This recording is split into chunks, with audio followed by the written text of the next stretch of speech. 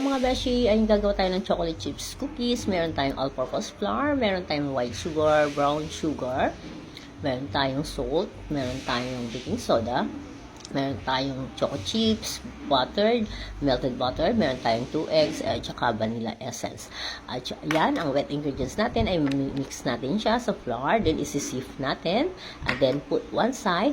After that, ang ating butter at saka yung sugar, i-mix po natin siya hanggang sa mag-mix po talaga siya na medyo mag-melt na po yung ating sugar. Ayan, i-mix po natin siya. Pagkatapos po niyan, lalagay natin ang ating egg at yung vanilla essence diyan. Ayan, lagay natin ang egg, tapos vanilla essence. Mimix po natin hanggang sa talagang maganda po ang pagka-mix natin. Yung mix na siya. Natin. Ayan po, halo-halo natin tayo. Mix. Mga beshi. Ayan. Hanggang sa maganda ng kanyang. Ayan. Ayan na mga beshi. Ayan, ganyan. Kailangan maging ganyan siya mga beshi. Bago natin ilalagay ang ating all-purpose flour at saka yung ating baking soda. Ayan. Ayan na siya mga besh. Haluin na natin. Ayan. Mix natin. Hindi po natin kailangan ma-overbeat yan mga beshi. Tamang-tama lang po siya. Ayan po.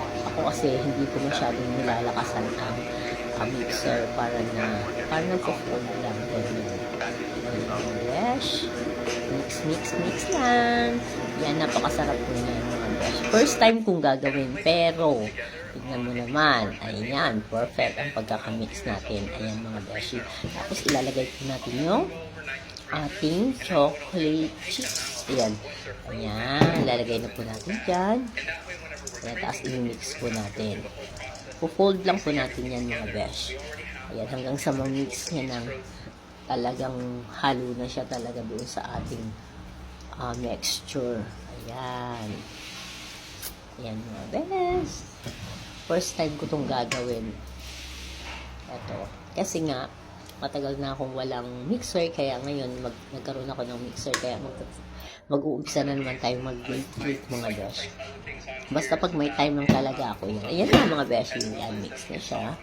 Ayan. Then, ang gagawin natin dyan, kasi wala akong ice cream scoop, kaya ang ginawa ko, ayan, binilog ko siyang ganyan. Tapos, ilalagay po natin yan sa freezer. Ayan. Nilagay ko sa freezer ng mga beshi. Ayan. Tapos, ibibake po natin yan ng 20 to 25 minutes. Ayan na siya mga beshi. 20 to 25 minutes. Ayan. Pwede na. Ayan. Konti pa. 5 minutes more mga besh. Ayan na. Perfect. Ayan. Ang sarap niya mga beshi. Ayan natin. Ayan. Masarap siya ha. Mukha namang perfect. Kaya ayan, titikman natin mga besh. Yung first time kong gawin yan. Pero ayan. Ayan, titikman natin mga besh. Ayan. Ang sarap. Ayan. Ayan. Ayan mga besh.